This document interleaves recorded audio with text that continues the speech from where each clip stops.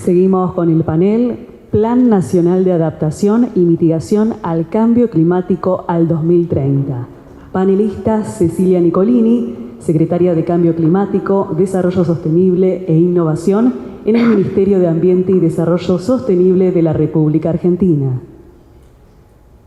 Bueno, muy buenos días a todos y a todas. Bienvenidas a Buenos Aires, Argentina. En primer lugar, le quiero agradecer muchísimo la invitación al ministro Santiago Maiotti, que hace un par de semanas justamente estuvimos reunidos en su oficina trabajando en este gran desafío que tenemos en términos de la crisis climática para nuestro país y en lo que estamos haciendo desde ambos ministerios. También quería saludar y agradecer quienes están liderando esta reunión, obviamente a la CEPA, a la ONU Habitat, también a la comisión directiva, al comité directivo de MINURBI. Ahí justamente hay muchísimos países con los que estamos trabajando en este gran desafío que tenemos. Por mencionar, veo a los colegas de Barbados, con quienes tenemos el gran desafío justamente de dar la discusión y el debate sobre la transformación de la arquitectura financiera global, justamente para poder dar respuesta a los desafíos que tenemos de la crisis climática. También en la comisión directiva está Colombia. Creo que este último cambio de gobierno, para quienes luchamos y trabajamos con este compromiso de la crisis climática, ha sido una gran oportunidad para aunar estos desafíos que tenemos. Nuestros queridos compatriotas de Uruguay, con quienes compartimos también las negociaciones en el Grupo AU, Argentina, Uruguay y Brasil, en la Conferencia de las Partes de Cambio Climático. Bueno, también agradecer, Belice, Costa Rica, República Dominicana, que también es importantísimo estos espacios también de integración, donde los diferentes desafíos o complejidades que tenemos, a pesar de que nos unen las mismas problemáticas, también con diferentes perspectivas. Nuestros colegas de Centroamérica y sobre todo del Caribe, de las islas, ven con muchísima preocupación los estragos que está causando esta triple crisis planetaria que estamos viviendo, de crisis climática, pérdida de biodiversidad y contaminación, donde el factor tiempo es algo que claramente nos está jugando en contra. Creo que quienes están estos días en Buenos Aires zafaron de vivir la 9ª ola de calor que vivimos en este verano. El clima ahora es estupendo, si bien son unos grados más de los que solía ser. La variabilidad climática es un factor natural, pero lo que estamos viendo claramente con la crisis climática es que exacerba el impacto que tiene. Y ese impacto también, que es algo que se tiene que discutir, justamente veía el título y me pareció importantísimo, sobre las cuestiones de financiamiento, porque lo que hace también es exacerbar las desigualdades que ya tenemos en una región como América Latina y el Caribe, la más desigual del mundo, la que en términos absolutos y también en muchos casos per cápita menos contribuye y ha contribuido históricamente a los gases de efecto invernadero, a generar esta crisis climática, y sin embargo somos los países que más estamos sufriendo este impacto, en términos económicos, en términos de cómo afectan nuestras poblaciones, a su vida, a su salud, y que realmente tenemos que encontrar un espacio para poder contribuir. Creo que estos lugares en donde se sientan a la mesa todos los países de la región, donde se discuten políticas específicas para un sector como es el habitacional y el desarrollo territorial, es fundamental y es importantísimo. En las últimas semanas nosotros acompañamos mucho los informes del IPCC, del Panel Intergubernamental de Cambio Climático, y creo que cada vez va siendo más claro sobre la necesidad y la urgencia de poder articular estas políticas. Por un lado, seguramente ya lo habrá mencionado a lo largo de la mañana, el rol que tienen las ciudades en términos que casi más del 70% de los gases de efecto invernadero provienen de las ciudades, donde la tendencia es que cada vez vamos a estar más urbanizados. De hecho, América Latina y el Caribe es de las regiones en desarrollo más urbanizadas del mundo, en donde además vemos también las complejidades en donde, en el caso de la Argentina, por ejemplo, la ciudad más rica del país, que la ciudad autónoma de Buenos Aires, está aquí en donde estamos, más casi el 50% de sus emisiones vienen de los edificios residenciales o comerciales. Entonces ahí realmente creo donde tenemos que poner foco en cómo queremos que sea la política de desarrollo urbano para que realmente podamos dar respuesta a estas complejidades y sobre todo a quienes más sufren sus impactos, que por lo general son las poblaciones más desfavorecidas y aquellas que tienen menos acceso a una vivienda, menos acceso a energía, menos acceso a los bienes en general. Y también porque, como estamos viendo, no solamente la crisis climática exacerba esta variabilidad o esta extremidad del clima, sino que las ciudades también lo hacen. Este famoso llamado isla de calor lo hemos vivido estas últimas semanas. De hecho, había una diferencia casi de 8 grados entre diferentes barrios de la ciudad de Buenos Aires. Si uno estaba cerca del aeropuerto, donde tenía el río, la temperatura podía llegar a los 32 grados, y si uno estaba en un barrio en donde tiene menos de metros cuadrados de zonas verdes, en donde no había esta posibilidad de tener un entorno mucho más sostenible y vivible, la temperatura llegaba a los 40 grados. Entonces ahí uno se da cuenta también la diferencia entre barrios ricos y barrios pobres y cómo esto exacerba estas diferencias climáticas, que creo que tenemos que poner atención.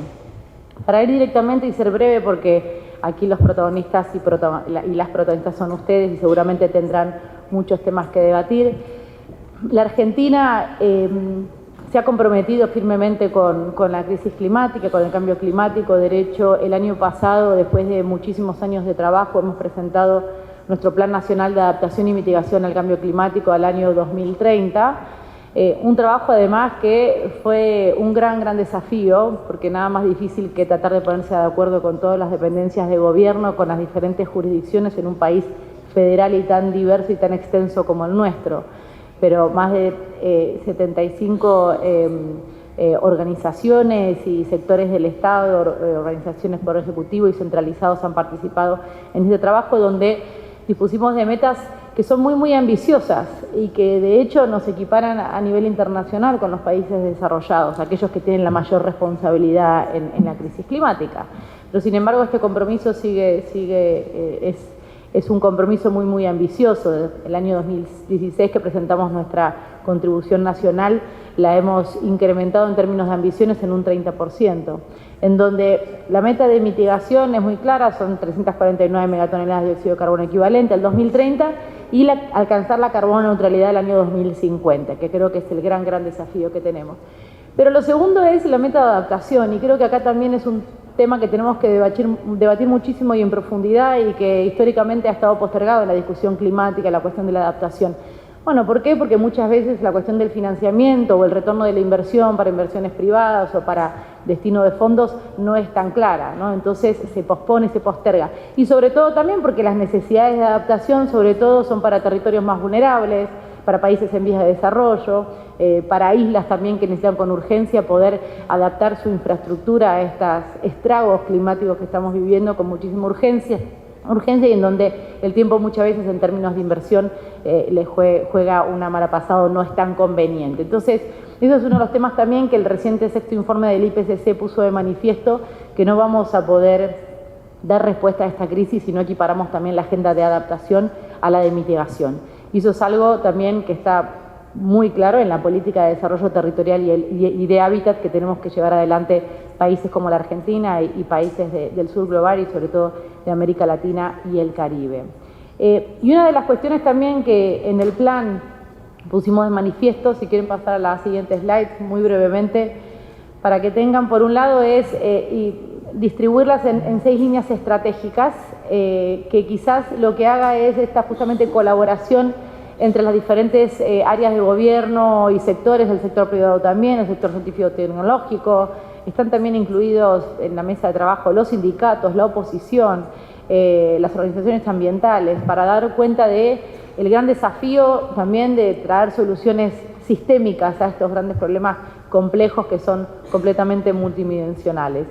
Y específicamente donde la gestión de territorios sostenibles y resilientes es una de las 6 líneas estratégicas que destacamos muchísimo, en donde también intervienen